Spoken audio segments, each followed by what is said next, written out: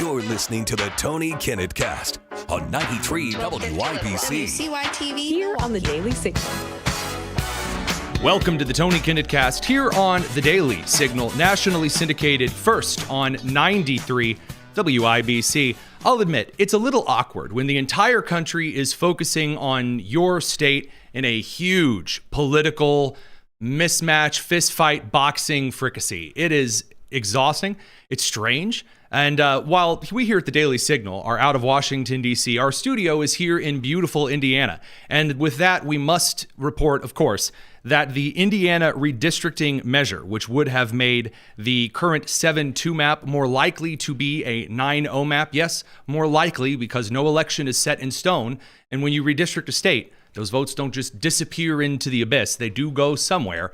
Would have made a 9-0 map more likely, moderating a lot of the harder Republican districts. The Trump administration was pushing for that particular map ahead of the 2026 midterm elections, and it ended up failing. 19 votes in favor, 31 votes against. No one abstaining from the vote.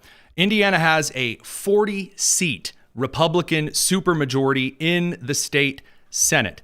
So, alas, what we see right now is going to make a huge impact in the next couple of years. And I'm going to make a case. You may not like the case that I'm about to make.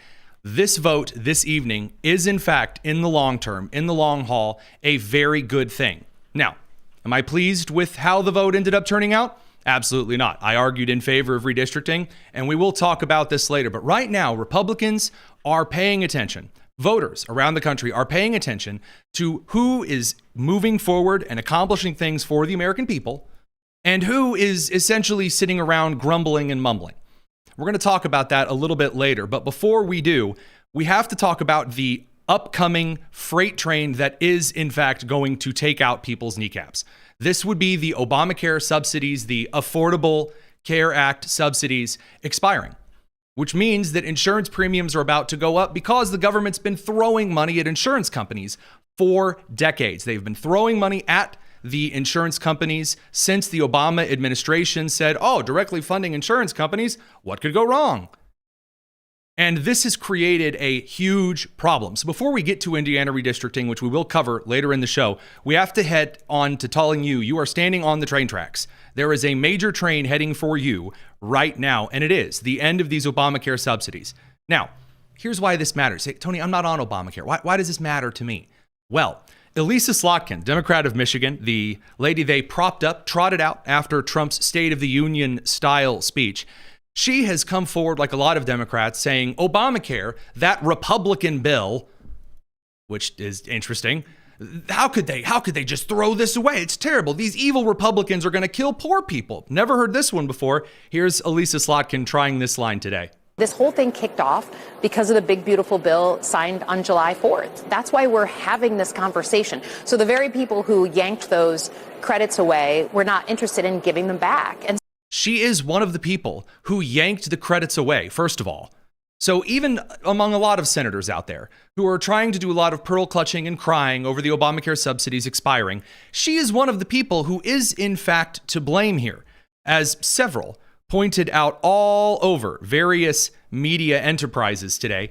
It is Elisa Slotkin, one of the Democrats who have allowed these subsidies, they skyrocketed and gave insurance companies the runway to ratchet up the prices, to then turn around and yank the rug out from under them. So, fine, you don't want to do that? Let's talk about 12 different other ways we can reimagine this system. And this week, next week, the first week we're back after the holidays, I will sit with anyone because this, I think, is one of the existential issues of our time. This whole Here thing is what the biggest, craziest, just straight flat out lie is going to be. We want to negotiate. There are 12 different ways out of this. I'm open to hearing any of them. She's lying. First of all, what you know she's lying about. You and I both know Democrats want single payer health care funded by the government. They want state funded health care for everyone. They want a uniform singular choice that mimics the United Kingdom and the Canadian model. That is what they want.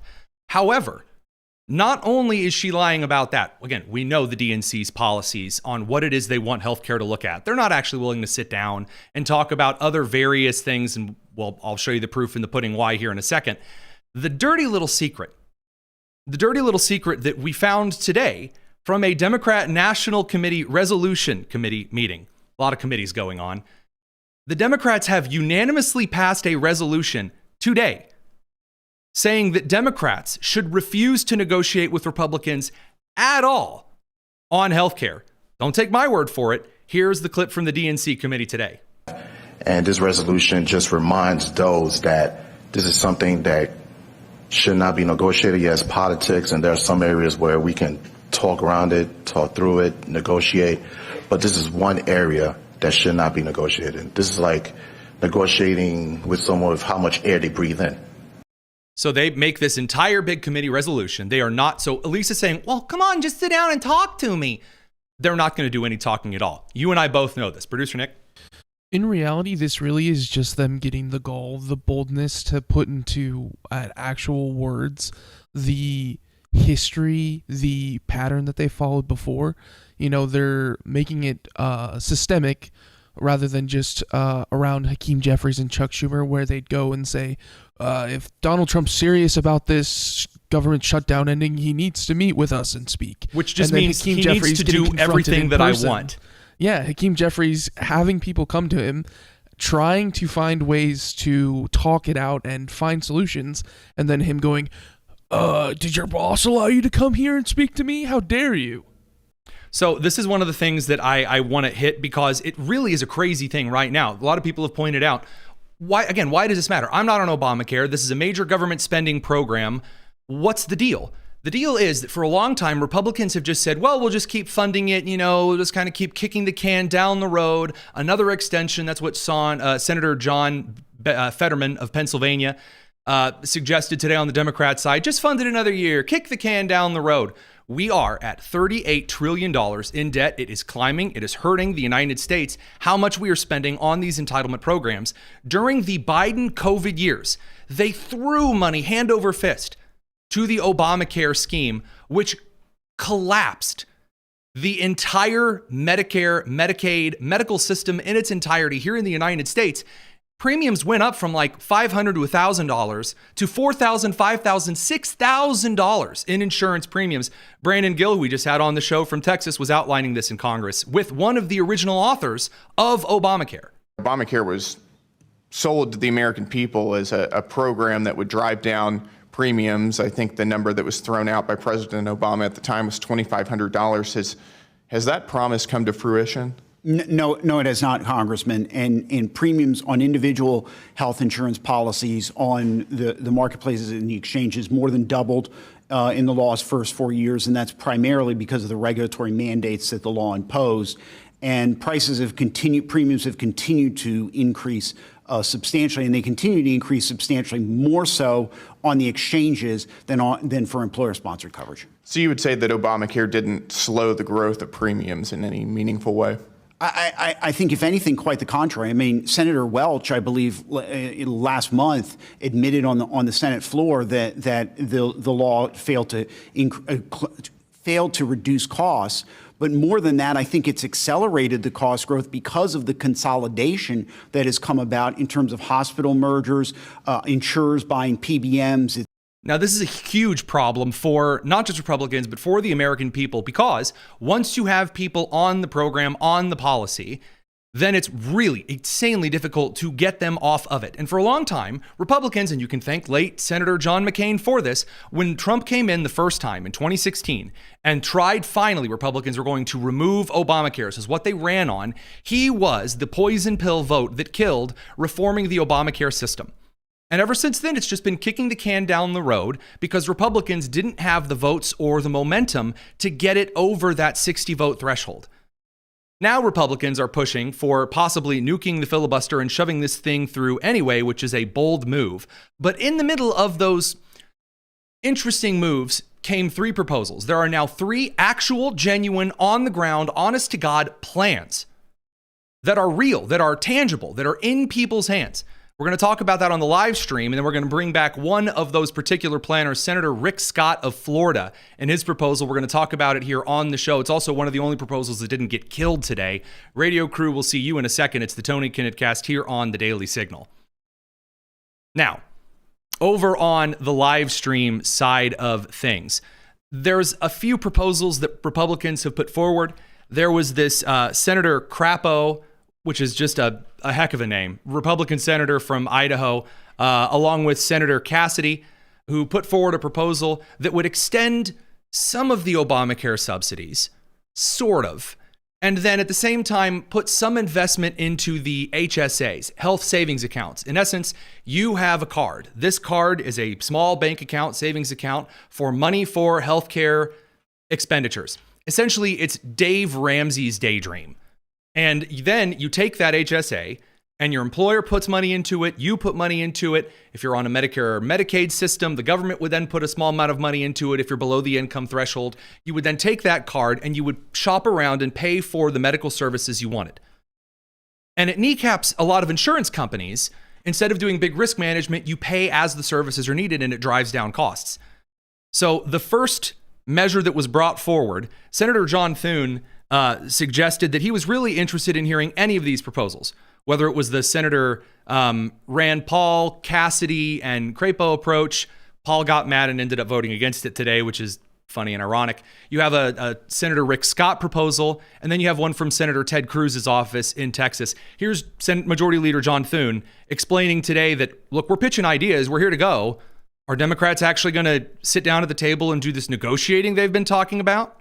We need to make sure that the Republicans are putting out there what it is that we are for. And we are for putting more money in the pockets of the American people so they can make their decisions about their health care coverage instead of giving it to the insurance companies, paid for by the taxpayers, with no income limits, so people make $500,000, $600,000 a year, having their health insurance subsidized by people who are making $40,000 or $50,000 a year. That's what the Democrat proposal does. And there are $0 premiums. A lot of people have no idea they're even covered, so the insurance companies auto enroll them because they're incentivized to do that. So Thune gets out there and he says, here's the issue. People are scamming the system. There's tons of fraud. We, of course, talked about this with a Mike Johnson clip on a study on Top News in 10 this morning. Yesterday, we, of course, showed the study that was shown to Representative Tim, who calls himself Sarah Miller from Delaware. There's quite a bit in this. Producer Nick? I find it funny that both sides are concerned with improper usage of the Obamacare subsidies. But on the left, their concern is the rich taking out money from the poor when the money's distributed.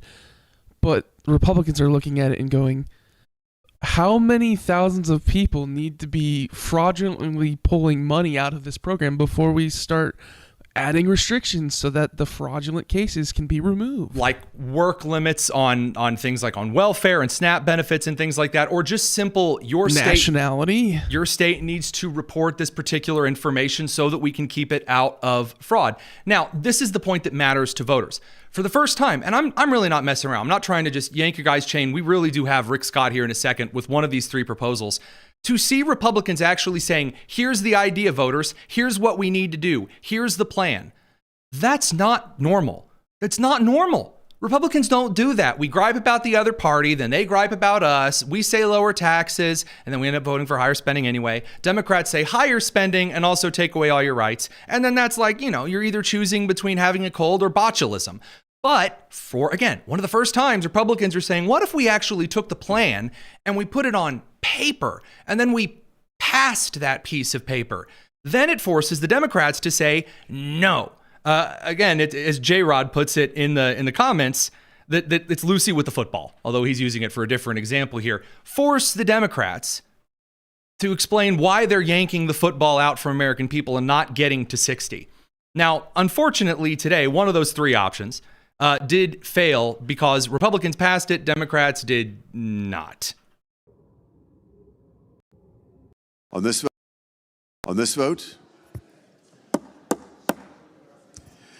vote, the yeas are 51, the nays are 48. 3/5 of the Senate's daily. I can't read that.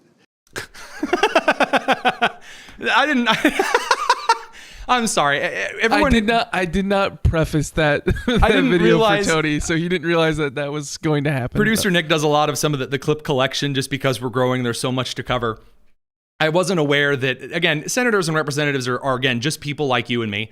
And it is really funny to watch people stumble through. But the vote didn't pass. Rand Paul was just mad. He just said debt over and over. But again, didn't provide something special. We got to bring the radio crew back. Let's give you a proposal that actually can work. Let's talk to Rick Scott here in a second. We're going to bring the radio crew back from commercial. It's the Tony Kinnett Cast here on the Daily Signal.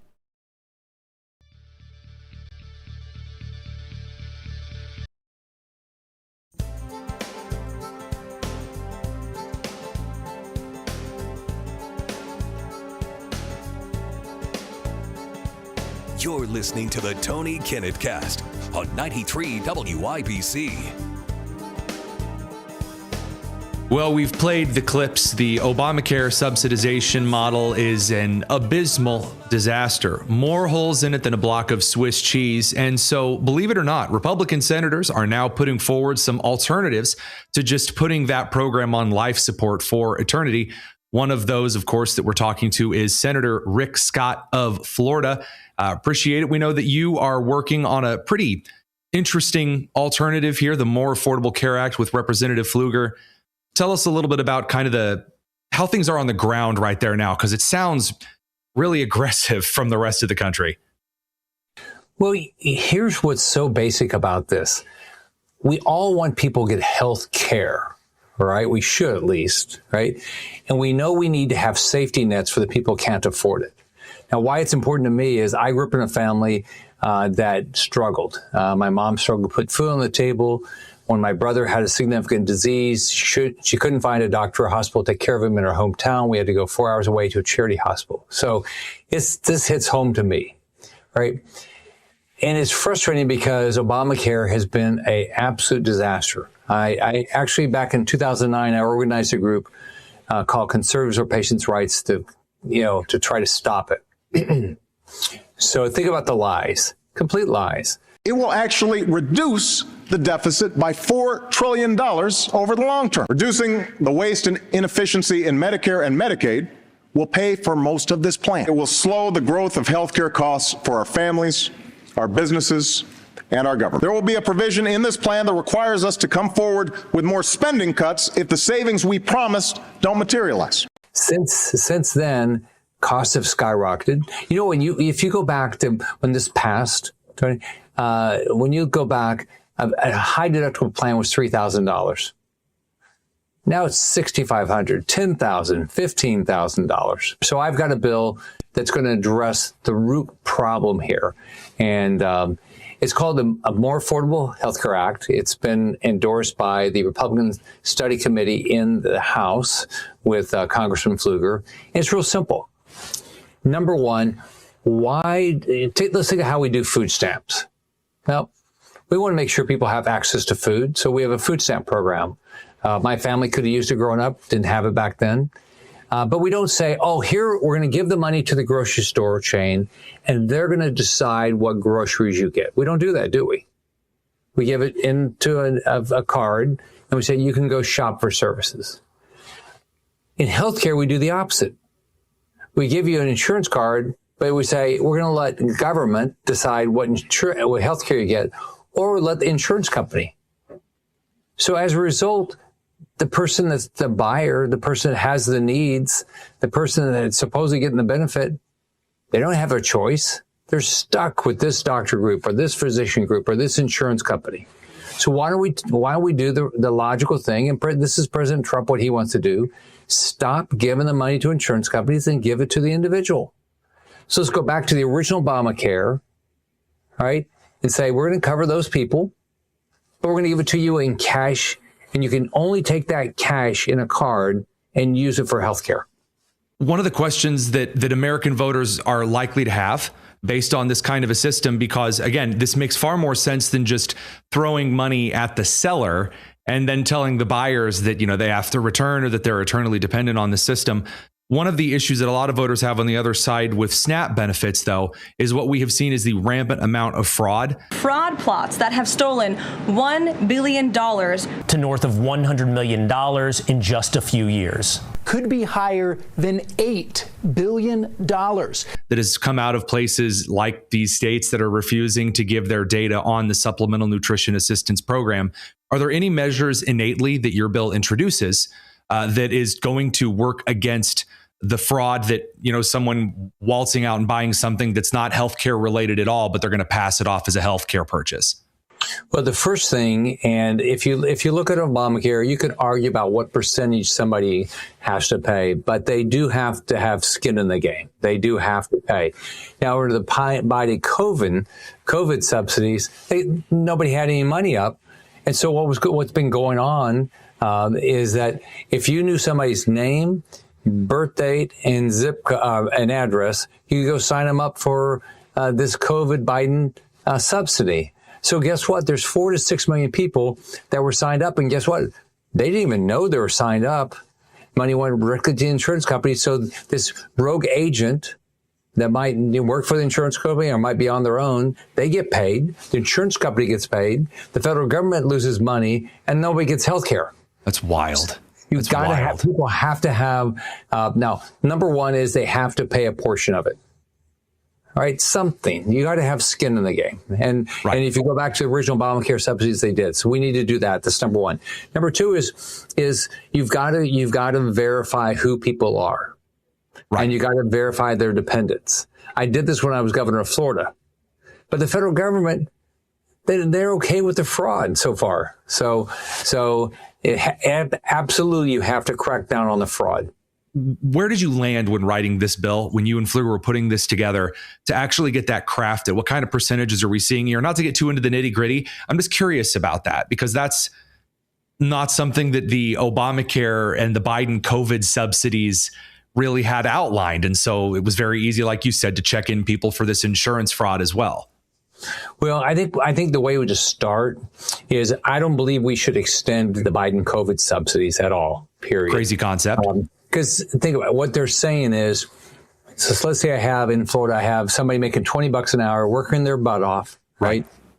Some of their tax dollars are going to go subsidize somebody making $250,000 a year that could be worth $1 million.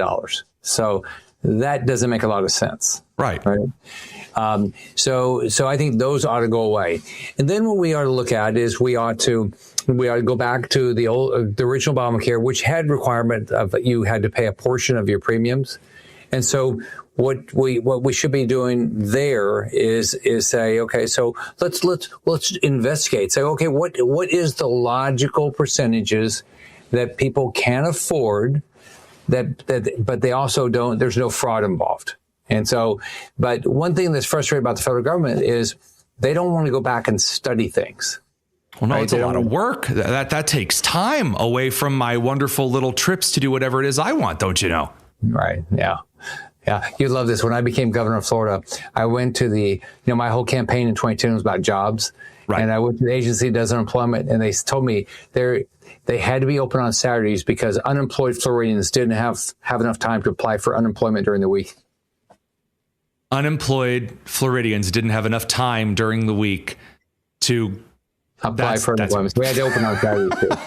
It really is the same across the board. Well, hey, Senator Rick Scott, thank you so much. I appreciate your giving us a little bit of the time. The More Affordable Health Care Act, we'll be keeping an eye on that as well. We'll take a link to your office statement on that down in the description below. And thanks again. All right, take care.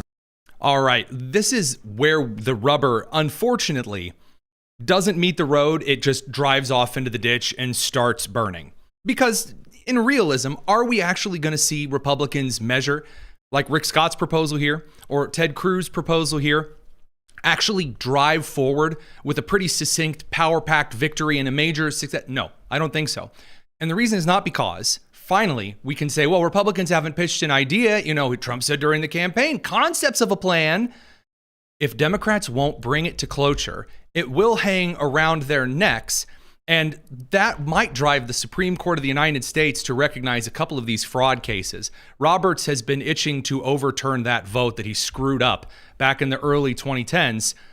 But we'll get to that. Radio crew, we got to send you over to the commercial because there's a big scandal coming out of the House and the Senate. It's the Tony Kinnett Cast live stream crew. Don't you go anywhere. And I say, don't you go anywhere to the live stream crew, because we do stay, and instead of doing commercials, we do a little bit more show. The Democrats on the meantime side of things held a hearing with the House on on the horrible double shooting of the two National Guardsmen from West Virginia. And some of the things that were brought up were truly despicable and disgusting. First of all, a comment from Democrat Representative Benny G. Thompson of Mississippi. His comment about the overt act of terrorism and murder of 2 National Guardsmen is just some truly sick stuff. Here was that comment today. Madam Secretary, you and the gentleman from NCTC reference the unfortunate accident that occurred with the National Guardsmen. Unfortunate accident. Shot at point blank range, wrestled a firearm away from a National Guardswoman, and then shot her in the head. Just an accident. Could happen to anybody. You might trip and fall and do the same thing. And killed. You think that was an unfortunate accident? I mean, it was a terrorist attack. Wait. Look, I'll get it straight. Then you can He shot our National Guard. He's reading a pre-prepared statement. What do you mean? He's like reading the notes. He's like, I'll get it straight. Why don't you walk into the room with it straight, Chief?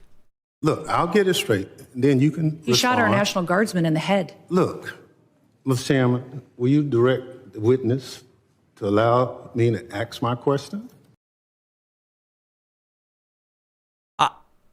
What? Can somebody stop this woman from being mean to me? Will you, Mr. Chairman? Will you ask this woman? I'm sorry. Excuse me, representative from Mississippi. How about you don't be a big bag of dirt? Just pro tips for everybody. It was an unfortunate situation.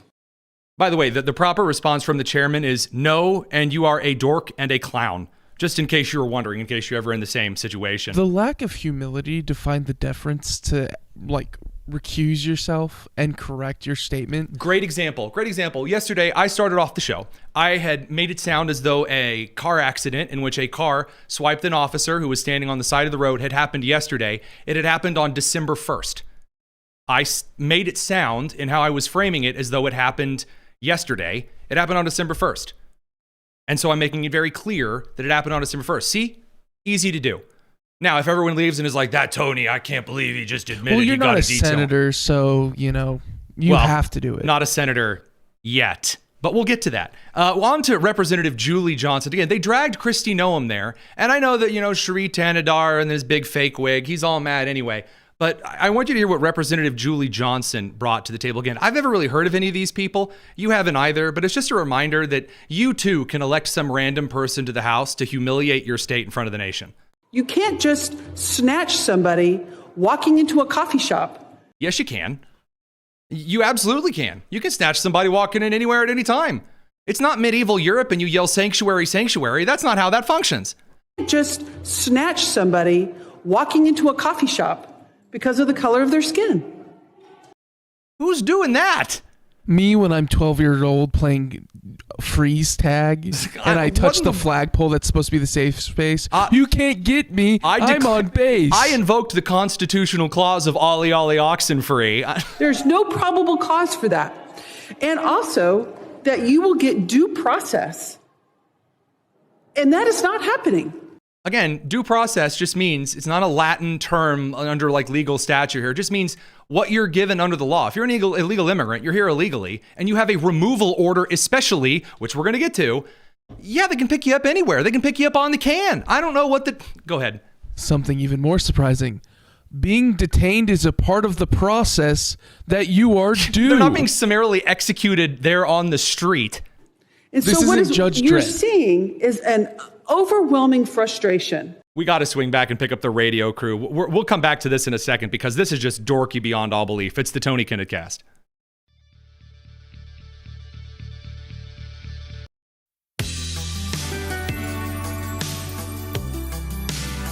This is the Tony Kinnett Cast on 93 WIBC. We give some basic advice here on the Tony Kinnett Cast. Some basic advice. Basic advice number one. If you are going to stand against a bill, have a good reason for standing against a bill. Right now, you're seeing the Democrats, no reason at all to stand against the alternative options for the Obamacare subsidization completely failing that Republicans are pitching. You saw a bunch of Indiana Republicans who had no good reason at all for not redistricting. They texted my grandson, as my former state senator, whom I paged for once upon a time, Gene Lysing, said. But we'll get to that.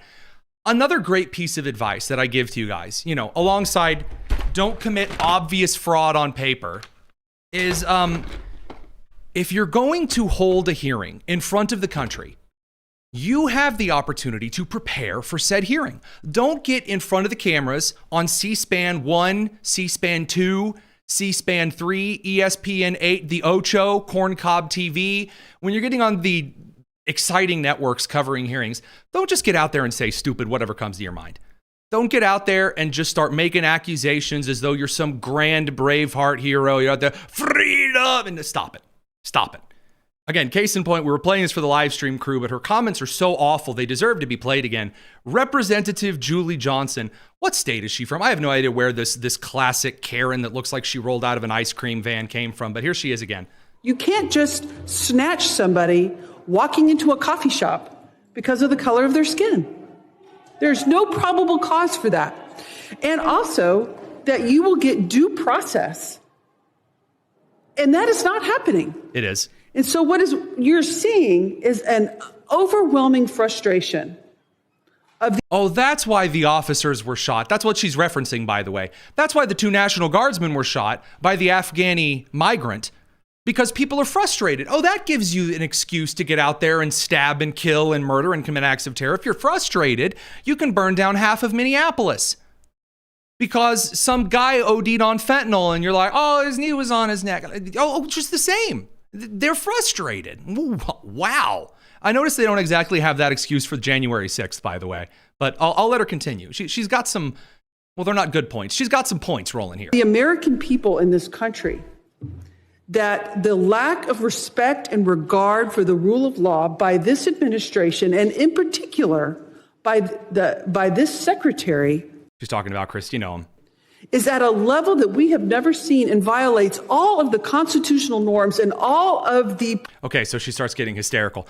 So the 3 main things. It's unprecedented. Ooh, everything's unprecedented. Number 2, it violates all of the constitutional norms. I won't list any of them, but it violates it somehow. And then number 3, she just starts hiccuping like Dopey the dwarf sucking down soap and bubbles. So I'm afraid not there, Chief.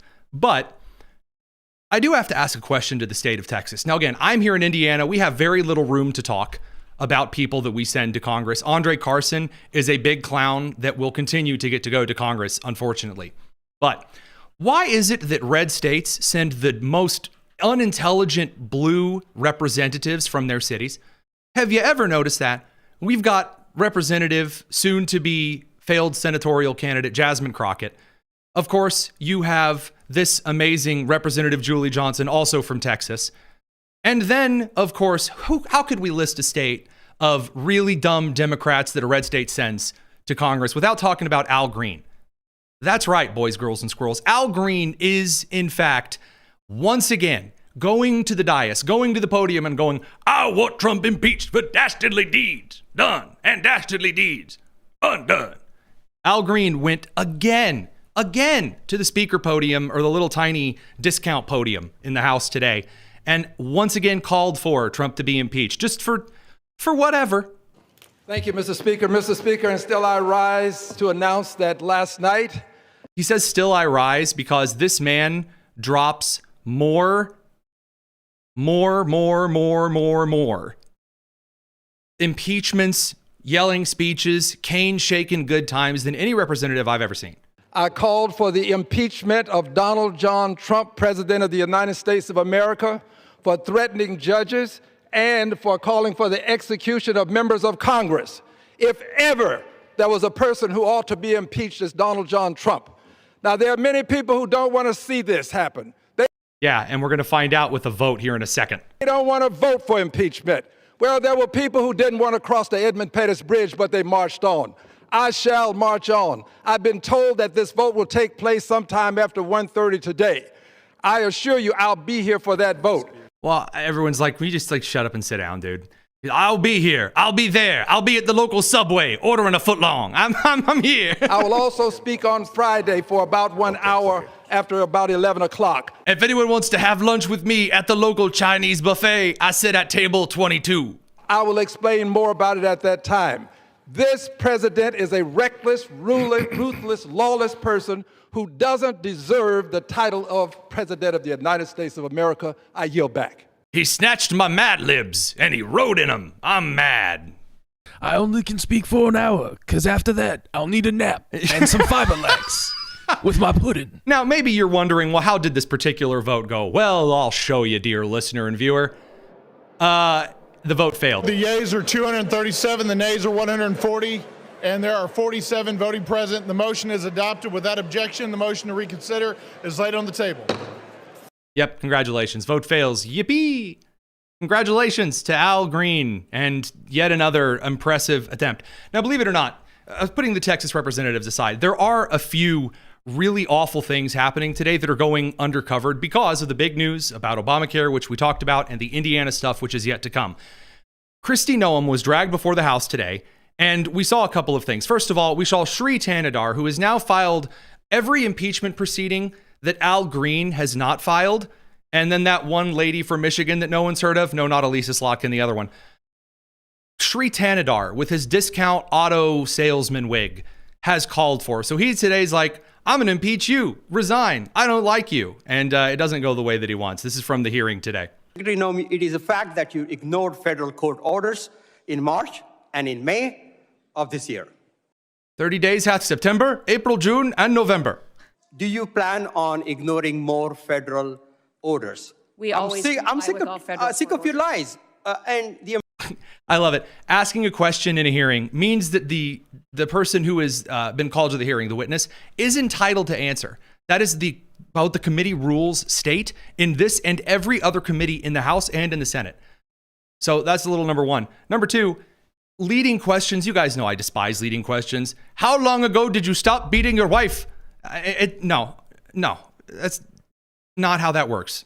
American people demand the truth. Because you keep saying it doesn't make it true.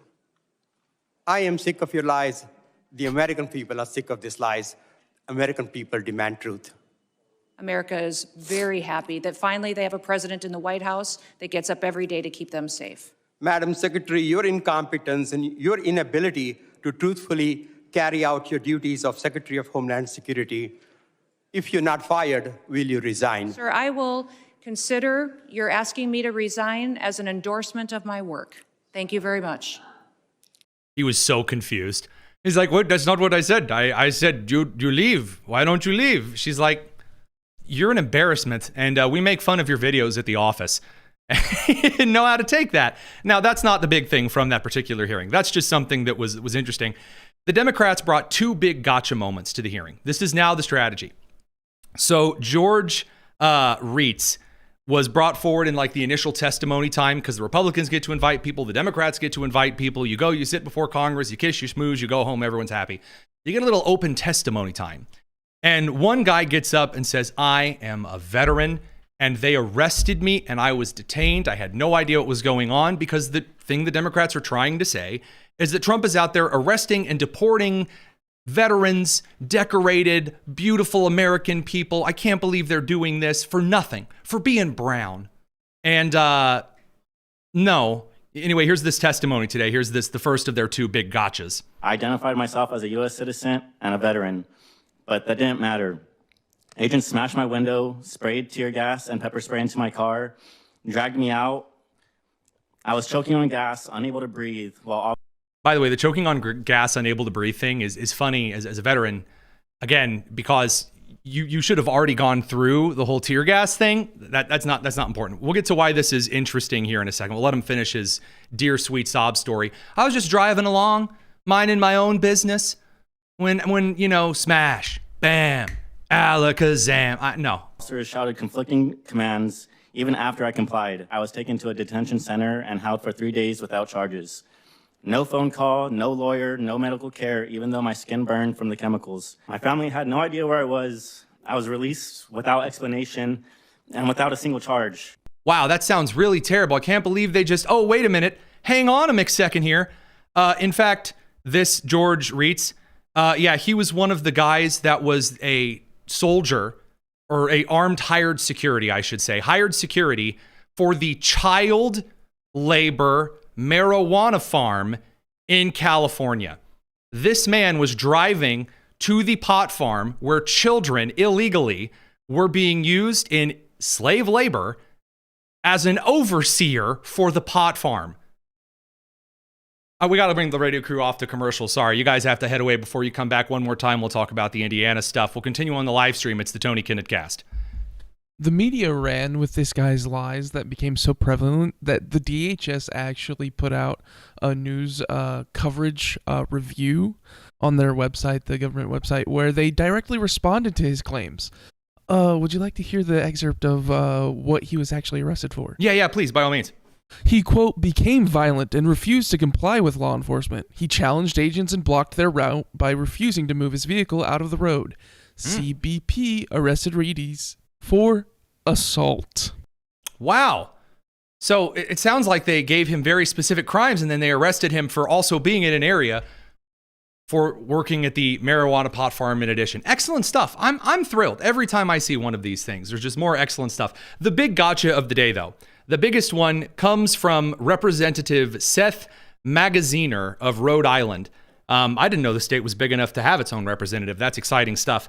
This is the biggest, most shocking gotcha ever of all, forever. It's like millions of views on YouTube. Check it out. This may be the walls closing in. It's not, but here you go. Harry, how many United States military veterans have you deported? Sir, we have not deported U.S. citizens or military veterans. I don't believe you served in the military. I haven't either, but I think you and I can agree that as Americans, we owe everything to those who have served our country in uniform, particularly those who have served in combat. Do you agree with that? Sir, I believe that people that are in this United States that are citizens have legal status here. Madam Secretary, we are joined on Zoom by a gentleman named Se-Jun Park. He is a United States Army combat veteran who was shot twice while serving our country in Panama in 1989. Like many veterans, he struggled with PTSD and substance abuse after his service. He was arrested in the 1990s for some minor drug offenses, nothing. They're not minor, but there should be a little red flag there for you. Serious. He never hurt anyone besides himself, and he's been clean and sober for 14 years. He is a combat veteran, a Purple Heart recipient. He has sacrificed more for this country than most people ever have. Earlier this year, you deported him to Korea, a country he hasn't lived in since he was 7 years old. Will you join me in thanking Mr. Park for his service to our country? Sir, I'm grateful for every single person that has served our country and follows our laws. Can you please tell Mr. Park why you deported him? Every one of them there it needs is. to be Can you please tell us why you deported this brave veteran of the United States of America? And everyone went, and the pearls got clutched. My stars. Oh, wow. Incredible, big, shocking, breaking, huge gotcha. Yeah, there's a problem. First of all, Se-Jun Park, the guy in the video, was not deported by the Department of Homeland Security. He self-deported back to Korea. He had his green card revoked and was given a removal order in 2009. President of the United States in 2009. That'd be Barack Obama and his Department of Homeland Security. After spending 3 years in jail for felony drug possession and bail jumping. He also spent 5 decades in America on a green card, never chose to pursue citizenship. So she didn't deport him. Number 2, the gotcha's nothing. These are the kinds of things they're rolling out. Now, alas, last but not least, I do enjoy that one of the comments is very offended that I said that Rhode Island isn't big enough to have a representative. It's like, Rhode Island's got 2 representatives, you big dumb idiot. And the idea that I have annoyed someone from the county that thinks they're a state gives me the giggles. So thanks for tuning in. I'm going to go get a bucket and shovel and then head over there and dig up a bucket full so that they lose one. Yeah, you bring back a bucket full of dirt, they'll lose an electoral college vote there. All right, we have to bring the radio crew back one more time. We're going to talk about this Indiana redistricting stuff, some new developments. Don't go anywhere. It's the Tony Kinnett Cast here on The Daily Signal.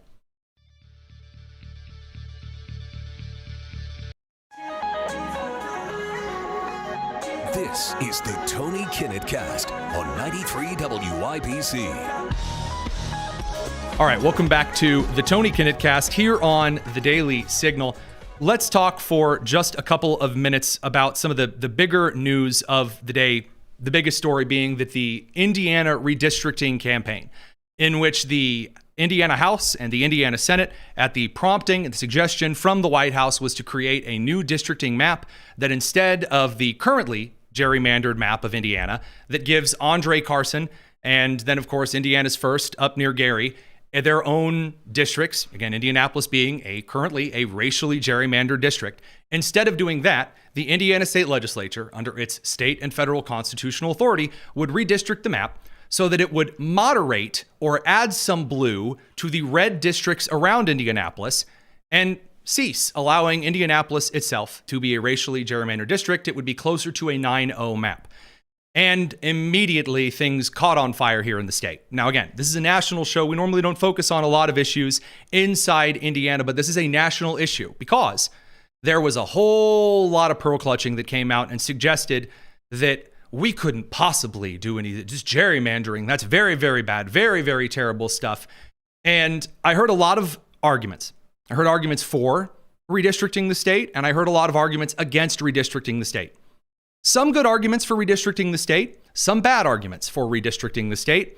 I did not at any time hear a single argument of any kind as to why Indiana should not be redistricted. Not a single one. Every single person who voted against redistricting had a completely different argument for redistricting. But I'm getting a little bit ahead of myself here. The measure failed 19-31. Now, Indiana has a 40-seat Republican supermajority in a 50-seat Senate. So why did this vote fail? The reason the vote failed is because there were a group of individuals who are more moderate Republicans who decided that after passing no legislation really of any kind, after essentially most of these individuals are career state senators, they have been in the state Senate for a very, very, very long time, they just decided no, because they didn't want to get called about it. Now, we'll talk about that with Kurt Schlichter from townhall.com in a couple of minutes. These people want the job to be fun for them. And what we saw through the entire process was outside of the country and also in Indiana, a lot of people pushing for the state to be redistricted. And then we saw a group of people that suggested really bizarre out there theories and reasons as to why they would not be voting in favor of redistricting in the Senate. So first and foremost, you had State Senator Mike Bohakek, who claimed that because Donald Trump, the president of the United States, called Tim Walz, the governor of Minnesota, seriously retarded, that he, who has a daughter with Down syndrome, whose sister, by the way, is currently trying to get custody of her, it's a huge mess, that's why he wasn't going to vote for this completely unrelated redistricting plan. If you're someone who, first of all, is bringing that level of personal nonsense into a bill that affects people in the state that you're representing, you're a clown to begin with. Number two, I hate to tell you this, but on the actual scale of classic understanding and education as a former teacher, those who were classically considered mentally retarded and those who have Down syndrome are not the same. So you're going to posture, at least don't be stupid. Senator Jean Lysing, who I used to be a page for when I was in high school, she used to be my state senator out in eastern central Indiana. Her entire argument for why she was going to vote no on redistricting is that her grandson received a mass text. Excellent. So now that the vote has failed, which, by the way, the vote was going to fail from the very beginning.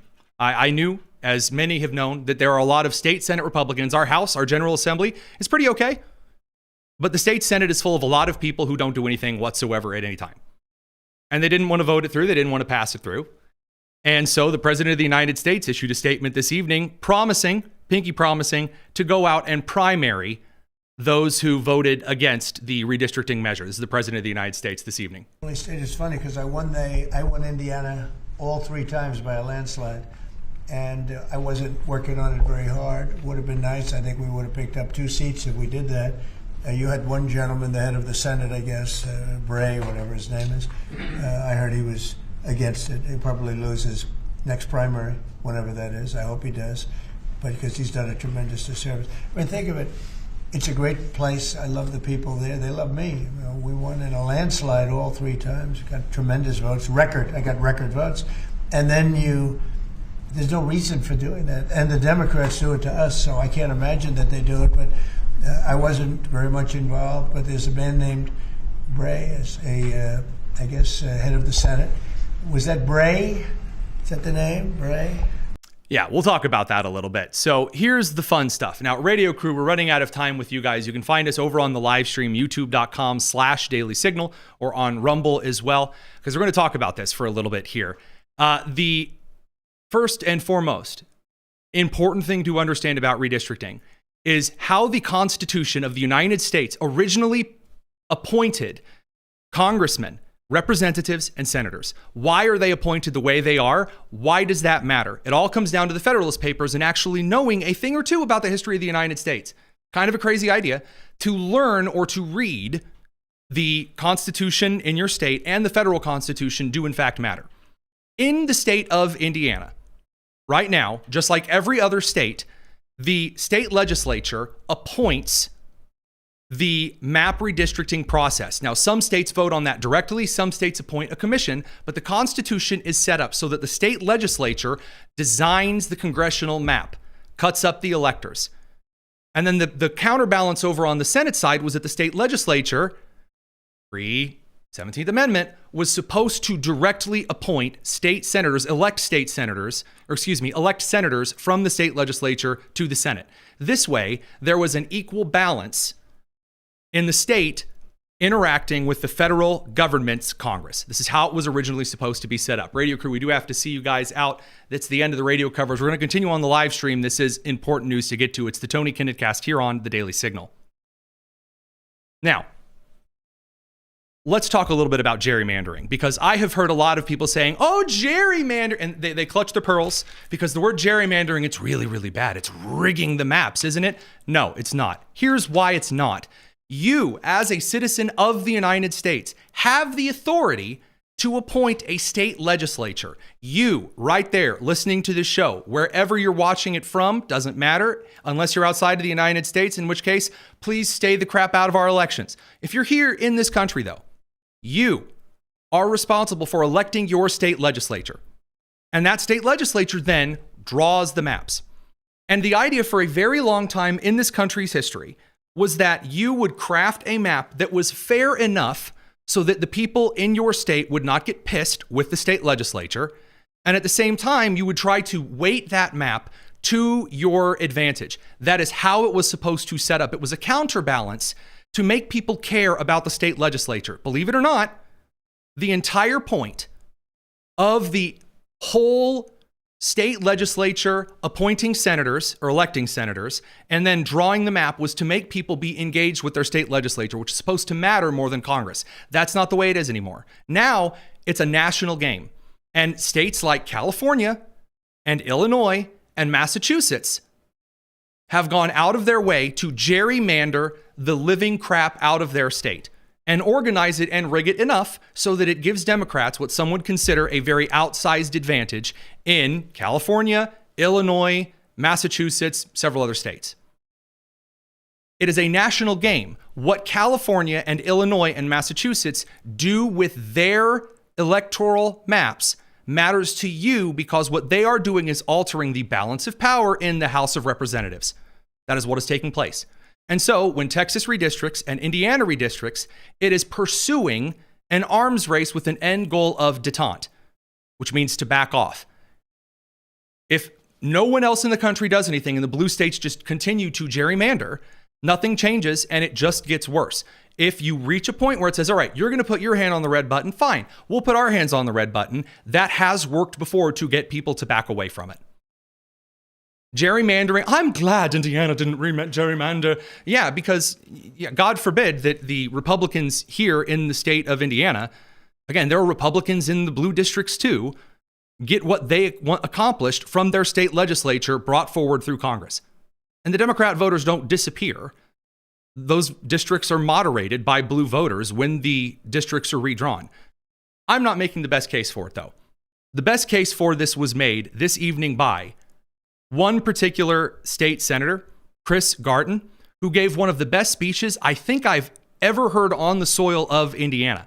So I'll play you this clip. It's excellent, really good stuff. Check it out. Some will say these maps are political. Let me be clear. You're damn right they are. Political policy is political. Safe streets are political. Look at Indianapolis. Affordable electricity is political. A drug-free Indiana is political. Peace in the Middle East is political. I dealt with it firsthand. If drawing a map that secures 2 more seats for the Republican Party means that we continue to see overdose deaths drop by 20%, then I'll draw that map every single day of the week and twice on Sunday. If drawing a map means that we'll continue to see a 93% drop in illegal immigration, then I'll sign it with a smile on my face. We're not here to be neutral arbiters of decline. We're here to be active agents of American greatness.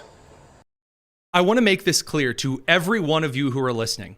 The idea that you, if you are a conservative or you're an independent, if you lean libertarian but have conservative roots, whatever, the idea that you need to be the bigger person and play really nice and fair because the other side that is campaigning openly for excusing political violence, for ripping away your property and distributing it to whomever comes into the country legally or not, who is interested in ripping everything away from you and making your children apologize for it.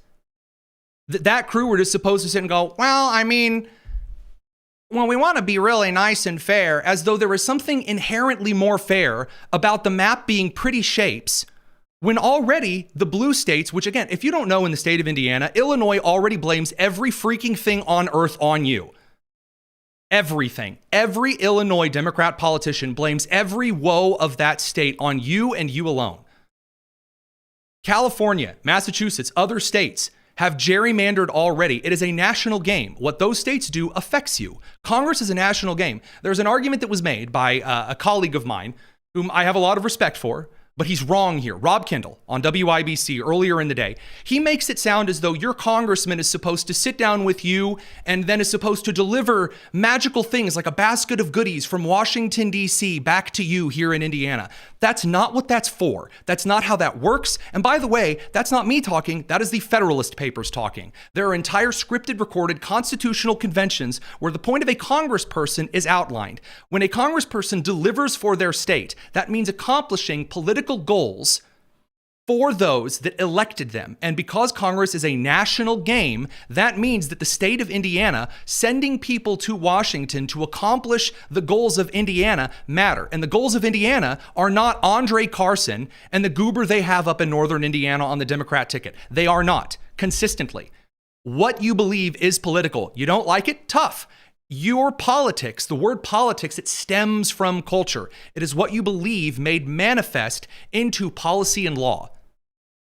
It matters. And we didn't get that here. And in large part because of a lot of selfishness. Governor Braun put out a good statement. He said, quote, "I'm very disappointed that a small group of misguided state senators have partnered with Democrats to reject this opportunity to protect Hoosiers with fair maps and reject the leadership of President Trump." I disagree with him there. I don't like the idea that we have to sugarcoat this as some super special, super duper fair map. It is supposed to be a process of achieving detente at a point, not like some magical sugarcoating of it. But anyway, he said, ultimately, decisions like this carry political consequences.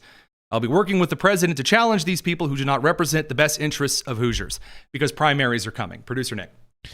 If you feel like being the better person and doing the fair thing is conceding the game to a player that is cheating, you are a fool.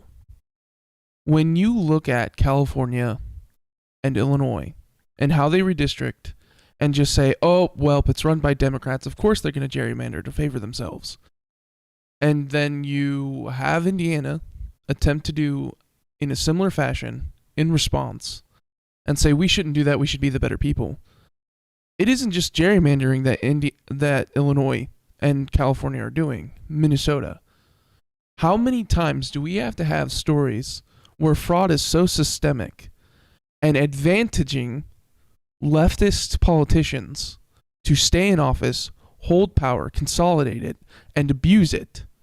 And then you look at your local races and say that they don't matter, that they won't have impacts, that they should choose to be the better people and quote unquote play the game fair. But it's not. You're being made a fool. The catch is, and you're right, they are being made a fool. The catch is when you hear people say, well, we need to like play all nice and fair. It's very easy for you in a Republican state to sit here where things are not burning down all around you and say, well, I must play very nicely here. When there are people who are living in places like California, where Gavin Newsom and Democrats far before him have gerrymandered that state to hell and gone.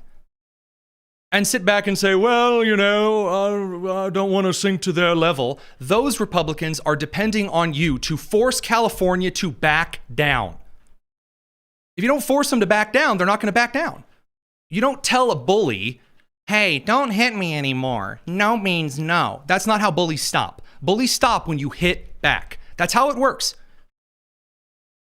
The idea that we can just like, I'll lay down my weapons, so you're using your weapon violently and inappropriately. So I'm going to lay my weapon down in hopes that you'll treat me wonderfully. How about no? And by the way, this is, again, not only something that I'm echoing from the Federalist Papers and the Constitution, it is still to this day upheld by the Supreme Court of the United States, who just ruled, by the way, in a 6-3 decision, not a 5-4 decision, a 6-3 decision, that Texas redistricting is approved because it's political. Redistricting is in and of itself political. That's why the Texas map is legal.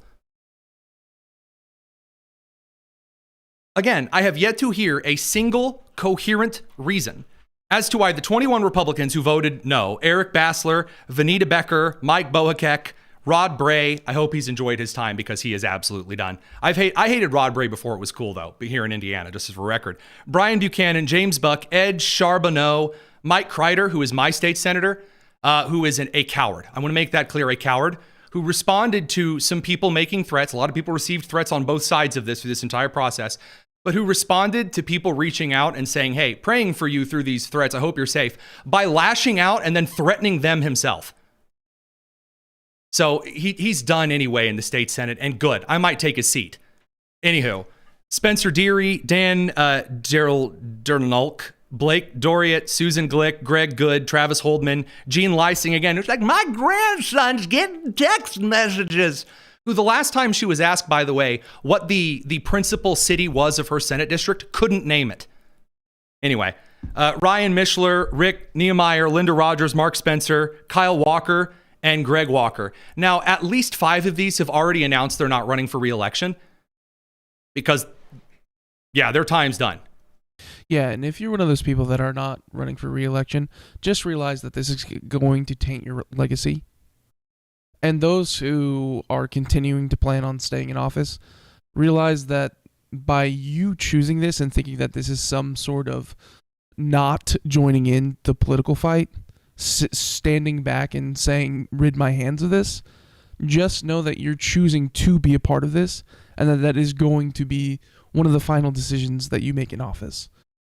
I really do. People aren't going to stay with this. People aren't going to put up with this. So there's a major front that's being brought forward for a series of primary challenges. J.D. Vance pointed out that Rod Bray had essentially said, we're going to let each senator decide whether they're for or against it. That's what he said to the president's team. And then Vance pointed out that Bray was running around behind him trying to get everyone to vote no. And that is politics. If you're going to do politics again, really hot take, don't lie, especially when someone is there with a camera. Guys. Pretty good policy. Any message that you send, it will be screenshotted. Anything you say on camera is being recorded. If you're a political official, you're out in public, I guarantee you somebody's watching. Don't be dumb. Don't lie. But if you think that I'm frustrated about this, and again, I am frustrated about this because I have yet to hear a single person, some whom I'm friends with, some who are just complete idiots out there. I mean, they're really complete idiots. There's a lady named Destiny Wells who ran for attorney general and got spanked, ran for secretary of state and got spanked, who's now mocking Republicans for being losers, which is really sad. Aside from those people, there are some really frustrated people right now in the state. And honest to goodness, the best person to articulate where we actually go from here, because believe it or not, I really do believe that losing tonight was actually a good thing. It's a good thing. Wake up call. Making people point out very clearly where they stand is a good thing. It's good. It was good for Republicans, conservatives, not just in Indiana, but around the country, to hear state senators get up and go, I don't like it. And he's like, okay, well, why? Well, the timing is bad. What do you mean the timing is bad? Go do me a favor, you out there right now, go look up on Wikipedia or whatever, the previous congressional maps of the state of Indiana in the last 30 years. You will see the state legislature has been trying to unracially gerrymander Indianapolis, which used to be rated one of the most gerrymandered congressional districts along racial lines in the country. They've been trying to ungerrymander that for 2 decades. The only argument, the timing is all wrong. I only vote on the Fridays of April. Stupid. I'm glad the rest of the country is seeing that. That's a good thing. Because people who choose really stupid, crappy arguments and then act smug because, well, they're a senator and you're not a senator, you curmudgeonly fool. Best of luck to you. So we're going to cut over to a great interview with Kurt Schlichter from townhall.com. We'll come back after that for just a very few brief closing thoughts. So don't go anywhere. It's the Tony Kinnett Cast here on the Daily Signal.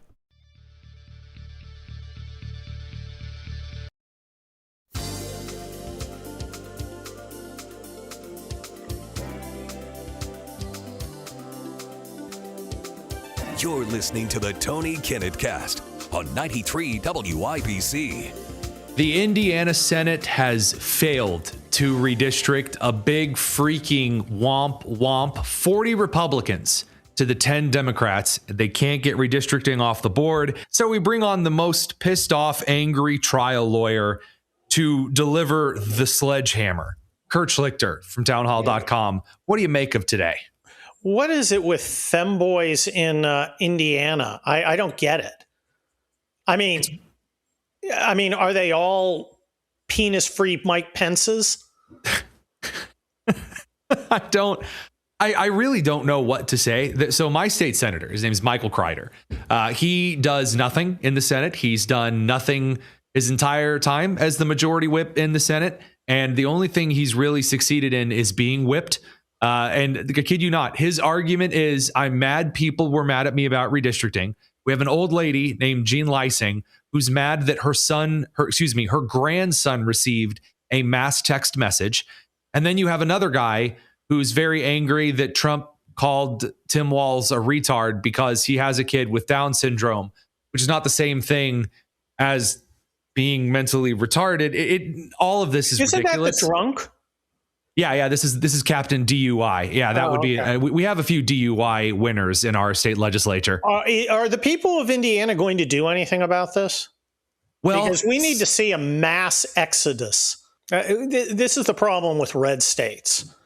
Everybody has to be a Republican if they want to ever do anything. So you get a lot of people who are, sexually inadequate, impotent femboys. I mean, you could have like the California crew. I mean, Gavin Newsom is the Democrat femboy side. Yeah. The California Republicans are just incompetent. So incompetence versus incontinence sounds like the weirdest Republican road choice I think I've seen yet. But I mean, here we are. Well, the incontinent. Well, I mean, and we're bringing up the secret perversions among a lot of these so-called mainstream conservatives. I mean, I'm not saying that they're doing golden showers. I'm just saying that would be the least surprising thing I'd ever heard. I got to ask your perspective on this because you've done trial law for a long time. You, of course, are not as you put it, a femboy cuck. And so when you're looking at the way the Republican Party gets out of this, when you actually look at the legal methods that need to be taken, and I mean legal as in like bills passed, people thrown in jail, courts doing their thing. How do you actually get out of this status quo bull nonsense era that so many red states still seem to be steeped in? It just takes time. In Texas, it's one seat at a time. They got rid of a bunch of them and a bunch of the bad ones, and they've redistricted. They've got school choice. You've got to take back your party. And the problem, this sums it up. This is a California example. Rarely I voluntarily went to a California Republican Party thing. Now, I want to emphasize, I live in Los Angeles, right? I got 600,000 followers. I write the biggest conservative website. I'm on the TV all the time. Never been asked to do anything. That's how competent they are. I'm not invited to the Indiana Republican things. I'm sitting next to one guy, and he goes, I've been the 67th district chair for 25 years. And I'm like, have you ever won? And he looks at me like I'm stupid. Okay, I gotta. So the question that our audience has asked consistently, and I've saved this question for you because you are the guy who keeps track of when you do a lot of your writing. Of course, you've written the Kelly Turnbull series. You've written the American Apocalypse, post-American Second Civil War book. You keep an eye on what people are actually willing to do before it is too late and things fall apart. We got midterms coming up. Right? Yeah. You've alluded to the 2026 midterms in a couple of different books now. So I got to ask you, you say that what people need to do is take things back one seat at a time. Do you see people caring enough in the midterms, or so far is it lazy status quo central? I think right now we're lazy because it's a year out. We have a different voter demographic. It's not the suburbanites that it used to be who always went and voted. All the Democrats are going to vote. I do think that the economy is going to turn better, and I really do think that's the key. If everybody's feeling good about the economy, that's going to take a lot of wind out of the sails of the people going, can you believe it? They're arresting illegal aliens and not allowing, weird perverts in our daughters' locker rooms. I do think it is. Carville hasn't been right about anything in 35 years. He's the Jim Cramer of politics. Oh, my God. Just such a clown. And but he was right about it's the economy's stupid. I think we're doing the right things in it, and that'll get people out. But, people in Indiana and other red states need to get mad. I know Jimmy, I know old Joe, our representative, he's our senator. I saw him at the truck, the truck rally and the county fair. He seemed nice. Screw Joe. Joe wasn't there when you need him. Joe thinks you're a B word. This is something that bothers me without end when I look at local politics. So I know that you do hits with Tony Katz every once in a while, and Tony covers a lot more local stuff than I do. I focus on the outward, the national stuff, because I think Indianapolis, for lack of a better term, sucks. And so I just don't care as much as my colleagues do, and they do a great job of covering local news, so I don't have to. But in that process of the state doing this nonsense, no one cares around primary time. And it infuriates me, not because I think, everyone should drop everything and become political, but I think that all of the broadcast media spend so much time angry right now, spend so much time angry during the general election. No one is getting up in arms when we're actually picking the fools that are going to be in office. It needs to be an organized. Look, they're not organized. Okay, the Republican Party's not organized. It's just a bunch of time servers. If you get an organized group that goes to every disputed district, finds a good candidate, and says, we're going to back you, and there is money available to take these. There will be. I'll tell you, there'll be vindictive money to take them out after this. And you put somebody good in every place, and then you go to the weak-willed Republican. We may not win you, but we're going to make you suffer. We might not beat you. You might slip through. But it's not going to be fun anymore. You're not going to have fun being a senator because you screwed with us. We're going to complain. We're going to whine. Wherever you go, there's going to be a bunch of people there going, why did you help the Democrats take the House, you piece of crap? And it isn't going to be fun. And people in your neighborhood, instead of coming down and going, hi, Senator, they're going to go, oh, it's you. You were the jerk. You see a lot of this kind of attitude right now still, which is a really good thing to see on the foreign policy side. People coming out and going, Trump's being mean to Venezuela. Trump's being mean to Panama. Trump's being mean to... And there are a lot of people who are saying that the age of nice guy silly string is over. Now, again, I know you're getting ready, or you have released this week, the 9th book in the People's Republic series, Panama Red.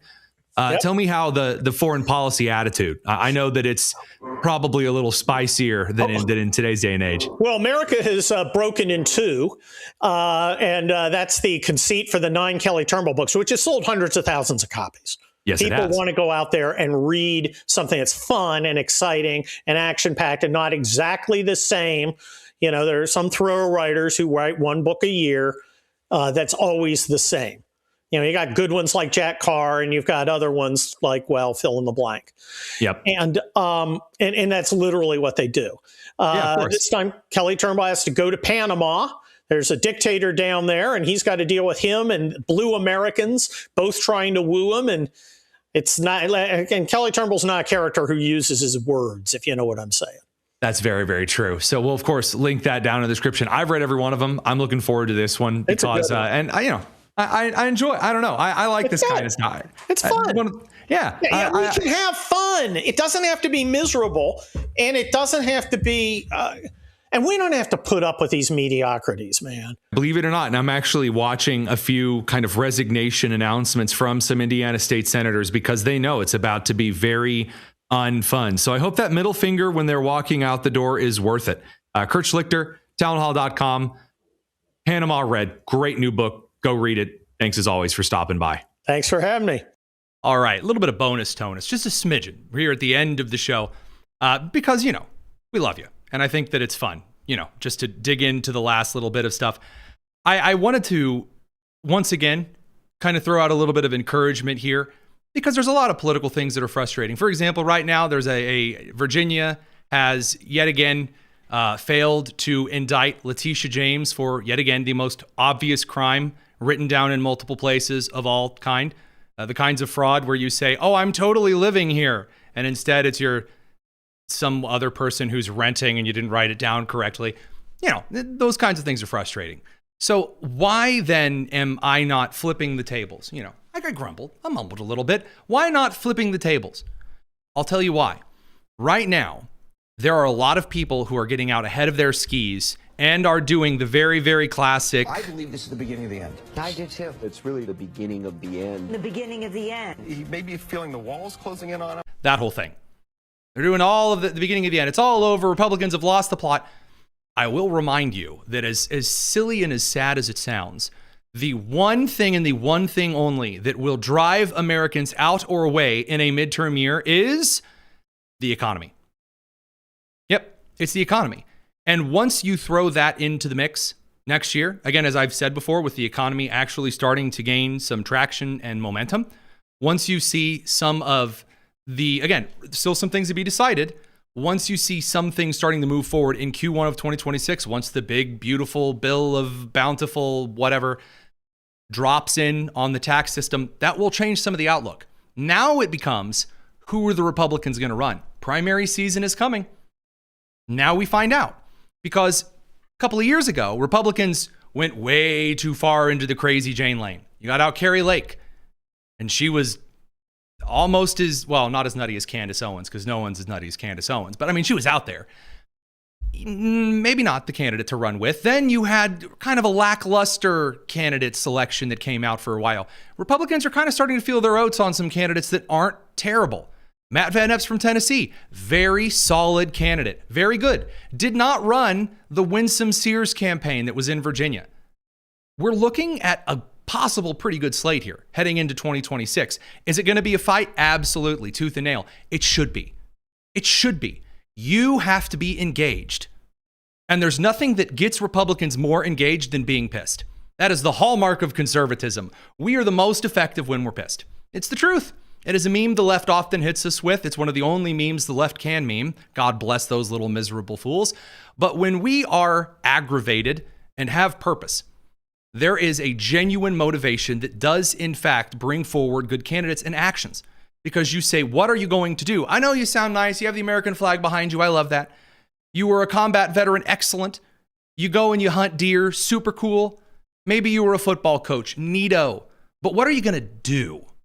Right now, we're seeing Republicans in the Senate pitch healthcare plans, not just, wouldn't it be nice, just actual plans. We're seeing the House put forward some things. Brandon Gill making it very clear. Impeachments are coming on the table. When you get into primary season in 2026, you're going to have congressmen and women that go home and have to answer, hey, how come you're not impeaching James Boasberg in D.C.? Hey, how come you aren't appointing those prosecutors that Trump has set forward into the Senate? Hey, how come you guys aren't putting forward this motion to codify these executive orders in the law? How come you're not? And then you actually have to do some things to win the primary. That's in Republicans' advantage. Just a matter of the fact based on the demographics. Producer Nick? Yeah, not to retread ground we covered yesterday too much, but we are seeing quite a lot of wins for the country coming from the Trump administration. Like we talked about with Hans, the reduction in by Attorney General Pam Bondi, releasing the memo, narrowing the materials permitting to the race and sex-based preferences within the DOJ. Disparate impact. Yeah, I mean, when you bring through some of the other things that are also very major, huge, power-packed issues, we've talked about some real estate stuff. I don't want to get into it tonight just because it's 8:26. There's some interesting stuff that's going to come out of this. No longer allowed to setting up future wins. Right. Some future wins that are coming based on removing a lot of the racial discrimination practice. My eyes were drawn to one particular question from Levitz 5378. Channel member asked, should Tennessee redistrict? I don't know right off the top of my head what the Tennessee map looks like, but yes, they should. Every single Republican state in this country should redistrict.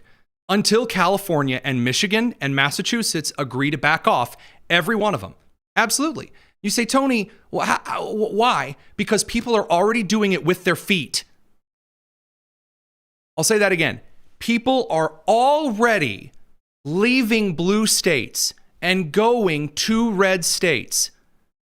Constitutional electoral votes from Congress to the presidency are already allotted based on population and population density. People are leaving California. Those 55 electoral votes, not clinging to them. In the meantime, what you have are those states trying desperately to cling on to the very last little bits of majority power they have while they have it because people are leaving. Absolutely redistrict. Force them down. You don't owe anything to J.B. Pritzker. You don't owe anything to Gavin Newsom. You don't owe anything to that weird goofball lady that runs Massachusetts on every third day because the mob runs it, the rest of the week. You don't owe anything to them. What do you think is going to happen? If Indiana were to redistrict today, what do you think would happen? Riots in the streets? No, they only do that if a guy on fentanyl dies. So what would have been the big oof? What would have been the problem? And that in and of itself, I think is, again, pretty prescient stuff. So on the close, should Tennessee redistrict? There's like one small Republican district in the Southwest. Yeah, you can redistrict that too. Get rid of that Southwestern district. Screw it. You don't owe them anything. Make the state look prettier. And one other thing here from the producer team here.